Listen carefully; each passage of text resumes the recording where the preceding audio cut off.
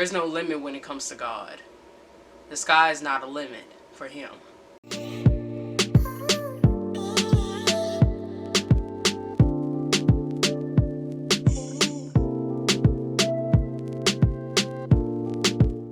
What's up, everyone?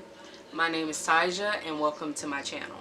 So today what I will be doing in this video is explaining to you all and telling you all which producers, directors, American screenwriters that have helped pave the way for me to start getting into filming and things like that over the years. While I'm talking to you guys in this video, I have notes off to the side that I will be looking down at sometimes just to be able to pretty much guide me throughout the video, so I won't spend too much time on one topic or another. Just pretty much give myself guidance so I won't miss anything. I'm kind of nervous, but I'm gonna go ahead and tell you guys some stuff. Before diving into this topic, I'm gonna go ahead and give you guys some background information on what my steps, or pretty much what was my journey up until now of me deciding to go straight into filming. During my childhood, I actually started in a way studying films by either rewatching my favorite movies or watching the special features that was on DVD. Now, if I wouldn't have gotten into filming, the two things that I would have probably considered as careers would be either becoming an editor of my own magazine, since I love to write, or going into science. And I love studying about planets and stars, so I probably would have been an astronomer working for NASA. So those two options, two directions I would have went into if I decided not to fully commit myself into going for filming. Gifts that I knew that I had at a young age that kind of led me up to the conclusion of going into filming was the fact that I love to write. I love telling stories and writing stories, as well as like poetry. And I loved dealing with like technology and editing things, because I used to use my mom's computer to be able to play with her Adobe programs that she had, watch YouTube videos to learn how to use them. And that's what pretty much like got me into the area of like just creating in general. But I never really thought that I would be considering or thinking about going into filming at that age. I started around like probably like 15, 16 years old, just messing with my mom's programs and things like that, because she went to school for graphic design. So I started diving into that and started just creating on my own. Didn't really have any guidance upon that besides just watching YouTube. I was kind of trying to figure out how I would use all those gifts. I really was unsure. I wasn't sure what I could use all my gifts for. And my mom actually helped me out with figuring out and narrowing down to going into producing and directing. So the launching point for me going into filming is the fact that I decided to take a VOTEC class whenever I was in high school. So VOTEC class, or vocational class, vocational technology class for us, was pretty much an extracurricular activity that we could travel from the high school and go right next door to like a community college to take any classes that we wanted or were interested in. I decided to go into digital media. At first I wanted to go into gaming design, but I was not good at math. Math wasn't really my strong suit, and they said that you really needed to be good in algebra to be able to do things in that class. So I just decided to go with digital media. And honestly, I do not regret taking that class at all, because I learned so many things. So within the digital media class, I learned how to use programs that my mom used. Adobe Creative Suite back then was Final Cut Pro, Photoshop, Dreamweaver, Bridge. I believe there was Motion as well. But those programs we were definitely using in the class and learning how to use. But whenever I was in the classroom, the only thing that really caught my attention that I really loved is really Final Cut Pro. For me, I just love taking videos and creating them and making cool effects and things like that. We had the chance to be able to use the program and do all types of like projects. I decided to do that, and then around that time, it was pretty much a sign for me to go into it, because I was able to pull my interests and talents within it to be able to lock down into going for storytelling slash pretty much filming and then directing. Class really was a launching point for me. Whenever I was in that class, my teacher actually got me into an organization or association called Technology Student Association. So I decided to join that association because my teacher saw my interest in the class and things like that, and he really encouraged me to go for it. So I decided to sign up for it, decided to go into competing. They had different categories that you could choose from, and I decided to go for public speaking. Went to compete at a regional competition in Jackson, Mississippi, got first place. Then I competed in state competition, got first place. I went to nationals. I ended up qualifying for semifinals, and then I ended up placing 12th in the nation. It was a really good experience. I met a whole lot of people while I was in TSA. To this day, I'm still a part of it because it's kind of like DECA. Once you join it, you're pretty much part of it forever. Even whenever I was like going to college, I could still go back and compete it if I wanted to. There have been a lot of my friends, family, and teachers that have told me that I have very good public speaking skills and that I should go into like radio, just do like seminars and things like that. People have told me that they just loved hearing my voice. And I remember whenever I was in class that my classmates always volunteered me to read, and I hated when they did that because back then I was way more introverted than I am now. I did not like it whenever they was like, Tija's gonna read, and I'm like, no, I don't want to read. I didn't raise my hand, do not volunteer me. I really did not like it. Pretty much that gave me the boost to go for it, for that, like to actually choose that category for me to compete in. And honestly, I don't regret it because I have grown a whole lot when it comes to like speaking out publicly. But yeah, that is pretty much what I have for the beginning of this video. Hopefully I didn't take too much time. Now that I've spilled the tea to you guys, we're gonna go ahead and jump into this video. The very first person that we'll be starting off with is Quentin Tarantino. Quentin Tarantino is a film director, producer, screenwriter, and actor. Now, the two films that I really do like that has been directed by him is Kill Bill Volume 1 and Django Unchained. Now, Kill Bill Volume 1, we have some history. That film was the very first film that I've ever watched by him, and it was so incredible and different. And I will be touching down a few things about each of these films that I do like. And his filming style, the way that the camera movements, they just captivate me. They just really captivate me. Just like the zoom ins and the aggressive pans, like it's like if you were to throw something and somebody were to look, it'd be like whoosh. Pretty much like that. Kind of touches down with like old Western films, but then in a way, he kind of twisted it in his own way to be able to like it more, make his film more dramatic. And then, okay, character development. I really like the character development in his films, especially in Kill Bill. The way that he has his own characters to have different backstories. In a way, they're kind of like interweaving with each other in various ways. And Kill Bill is definitely a movie that pretty much like crosses over with different characters, and then they ended up connecting back in some sort of way with them knowing someone that is the friend, like a friend or like a family member, or the person that Kill Bill knows and that is after has like killed one of her family members or something like that. In some way, shape, or form, they ended up coming back together and they ended up like meeting each other in different times within the film. Yeah, I really do love the character development he has in really each of the films, Kill Bill Volume 1 as well as Django. I really do like how his films are unique and it stands out from like any other action films that I've seen. Second person that I got on my list is Spike Lee. Spike Lee, he's one of those directors I also grew up with too. I grew up with Spike Lee as well. Even though I'm pretty like young, my parents are the main reasons why some of these directors, producers, and screenwriters I have gotten into. It was because of them.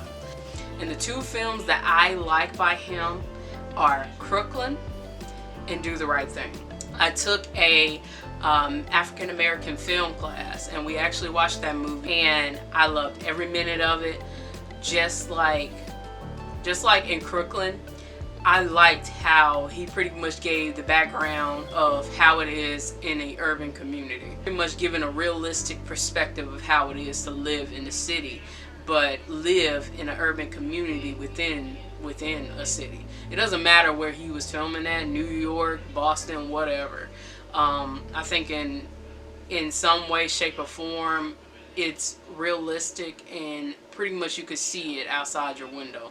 My mom said that her childhood used to be like that. She always compares her childhood to the way that he's done his movies. He said she was younger, she usually went up to Chicago. The way that the families were living in the movie, and the individuals and people that was living in the movie, she said it was exactly like like the neighborhood in Chicago back then whenever she went to go visit her family. Third person that's on my list is Ava DuVernay. Ava DuVernay is a director, producer, writer, and film distributor. Now, the two films that I actually got into by her are 13th and Wrinkle in Time. I haven't gotten a chance to be able to watch more films by her, but hopefully in the future I will be able to, besides just going into theaters and purchasing a ticket for the theaters is very expensive. Ooh, can't do that. Those two films I really do like. Now, the points that I have that I like about her films are creativity, honesty, and it's inspiring. I love the creativity, especially in 13. I found it so cool the way that they edited the entire documentary when it came to using just words instead of someone vocally saying it. They used words to be able to get across the point of the 13th Amendment. And this documentary was so enlightening, so powerful. It was ridiculous. I probably need to go watch it again, to be honest. But I actually watched this documentary within one of my classes whenever I was at the University of Southern Miss. You learn even more deeper concept of the 13th Amendment and how many people of color were incarcerated back then, whether they were guilty or not guilty. And to this day, there's still some Black Americans that are within the prison system that are arrested and haven't been found not guilty when completely that they are innocent. And that documentary, it will really make you think. It will really make you think. So I highly encourage anyone out there to definitely take a look at that documentary. I can't really explain it in words. You really have to go watch it for yourself. Also, creativity when it comes to the Wrinkle in Time. Now that was, oh my God, I would have not imagined that world out of my head. I really wouldn't imagine anything out of my head for that movie. That was beyond amazing when it came to creativity. I love the graphics. I love the storyline of uplifting and believing in yourself and loving yourself for who you are. Don't compare yourself to what the world perceives as beautiful. You're beautiful on your own. You're beautiful the way that God made you to be. That touches on inspiring. Both films were inspiring in different ways. Inspiring for me for the 13th, it was very inspiring for me as a person that went into Black studies and studied about my own history. That was inspiring for me in that area. And then A Wrinkle in Time was very inspiring for me to love myself and to always treasure myself and know that you can knock down any wall, you can climb any mountain, and you can achieve anything that you put your mind to. And I love that. The documentary 13th, I loved how honest she was when directing this film. I loved how honest it was, because it flat out just tells you, it's not sugarcoating anything. It's the way that it is. For example, in some media platforms, me being a student within the School of Mass Communication and Journalism, even though it's their motto to tell the truth when it comes to news, but there is so much that they will let you know. There's a limit of how much truth they'll let you know. When it comes to reporting the news and things like that, they don't let you know too much of the truth. They'll give you some truth, but they will only highlight what they believe is important, because it's edited just like this video. It's going to be edited to the good parts that I believe that would be best and close to perfect for you all to see. Overall, I just love how straightforward 13 is. It doesn't cut too many corners.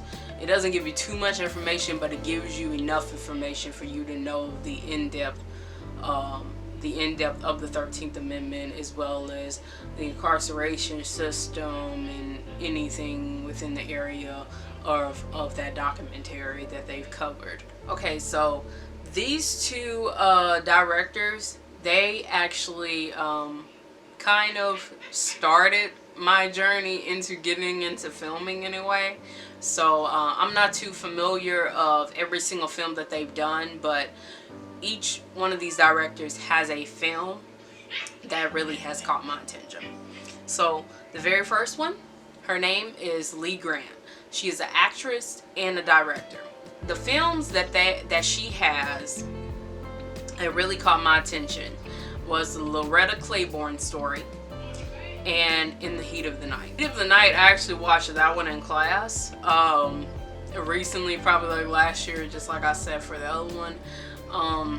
And the Loretta Claiborne story, I love that movie to death. I hate that I cannot find it. I highly do encourage you all to look it up. It's called the Loretta Claiborne story. Please do look it up and watch it. It's very inspiring. The enlightening and the inspiring, I would say I would put those two towards the Loretta Claiborne story. It focuses on a little girl with special needs. She ends up going into the Special Olympics whenever she's older. It highlighted how life is for someone with special needs and what they go through on a daily basis. And then In the Heat of the Night, I would categorize that as enlightening. If you've ever seen the television show, it's pretty much the same place. The Sparta, Mississippi, there's actually no Sparta, Mississippi, by the way. And there's just a whole lot of things that go on within the film. I don't know how long it is. I think it's around probably about an hour or two, but it's actually pretty good. I think that movie came before the show though. The last person that I have, I hope I say her name right, is Uzan Palsi, is a film director, writer, and producer. It was a launching point for me for not only filming but also Black studies. My interest in the civil rights movement in my own history started off from me watching this movie, Disney's Ruby Bridges. And the one thing that I love about this film was the powerful message behind it.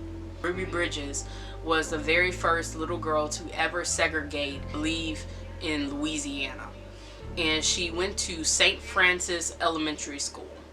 She was the very first black girl to ever segregate that school, and there were a lot of people that were really against it. Parents took their kids out of school completely for a certain amount of time. She was literally the only student in the school. Very beautiful, beautiful Caucasian woman.